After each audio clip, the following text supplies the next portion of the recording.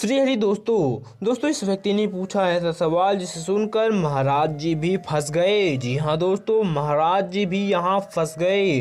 व्यक्ति ने पूछा कि जब भगवान श्री राम जी को वनवास हुआ था और माता सीता को रावण ले गया था, उसके बाद भगवान रामेश्वर की स्थापना की, तो स्थापना कराने के लिए वहाँ कौन से पुरोहित आए थे? क्योंकि कोई भी पूजा पाठ बिना यजमान के नहीं होती और पति पत्नी का तो होना अति आवश्यक है। तो माता सीता तो लंका में थी, तो वहाँ पूजा पाठ कैसे हुआ? क्या महाराज जी इसका आंसर दे पाए? आइए सुनते हैं महाराज जी के वाणी से। महाराज जी राधे राधे। आपके चरणों में कोटि कोटि प्रणाम जी। मैं छत्तीसगढ़ से हूँ। आपसे मेरा एक प्रश्न है कि भगवान प्रभु श्री रामचंद्र जी जब वनवास में गए थे और उस समय माता सीता का हरण भी हो गया था, फिर उन्होंने रामेश्वर की स्थापना की। अब उसके बाद जो है उसको पूजा करने के लिए किसको बुलाए थे? कौन पुरोहित महाराज था? क्योंकि कोई ही पूजा पाठ अनुष्ठान हो, है ना, बिना यजमान के तो पूर्ण नहीं होता और पति पत्नी तो होना अति आवश्यक है।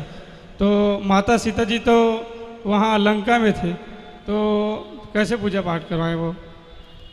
कहा ये जाता है, हाँ, कहा जाता है, कहीं प्रमाण लिखित में नहीं है, पर जो परंपरा कही जाती है वो मैं आपको सुनाता हूँ। जब रामेश्वरम बनाए भगवान श्री राम ने, तो अब प्रतिष्ठा कौन करे? बोले सबसे बढ़िया पंडित कौन है? बोले रावण।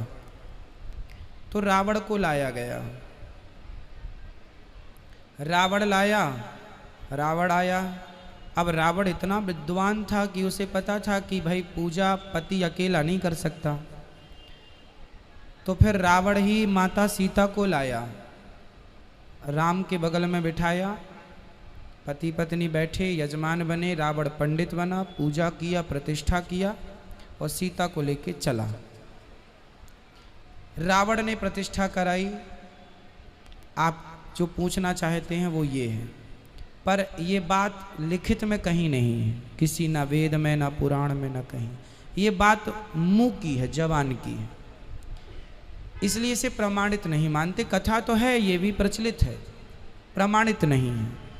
प्रमाणित ये है कि राम जी ने शिव जी बनाए और वहाँ जंगलों में जो गांव हुआ करते थे छोटे छोटे, वहाँ भी जंगल में ही तो ऋषि मुनि हुआ करते थे ना। तो किसी ऋषि के द्वारा भगवान राम जी ने और शिव जी की प्रतिष्ठा कराई।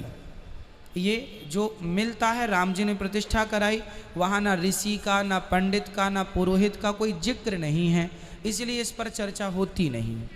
ये चर्चा, रावण की चर्चा समाज में पुराने समय से प्रचलित है कि रावण सीता को लाया, पर ये कथा कहीं कथाएं वही प्रमाणित मानी जाती हैं जो वेद पुराणों में कहीं लिखी पाई जाएं। ये कहीं लिखी, हाँ, कोई व्यक्ति अपने से लिख दे अपनी पुस्तक में तो प्रमाणित नहीं मानी जाएगी।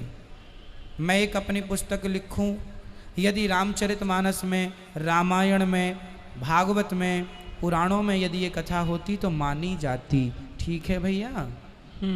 और ये जो आप ब्राह्मण लोग जनेऊ धारण करते हैं, तो इसमें 3 ठो धागा होता है, उसका महत्व क्या है? उसकी विशेषता क्या है? ब्रह्म गांठ होती है यज्ञोपवीत में। 3 का अर्थ ये होता है कि तीनों, ब्रह्मा विष्णु और महेश, तीनों को उस धागे में मंत्रों के द्वारा स्थापित किया जाता है। मेरे सर्वांग शरीर में ये यज्ञोपवीत के द्वारा ब्रह्मा विष्णु महेश उस गांठ में प्रतिष्ठित हैं, इसलिए 3 धागे होते हैं यज्ञोपवीत में। ठीक है महाराज जी, धन्यवाद, प्रणाम।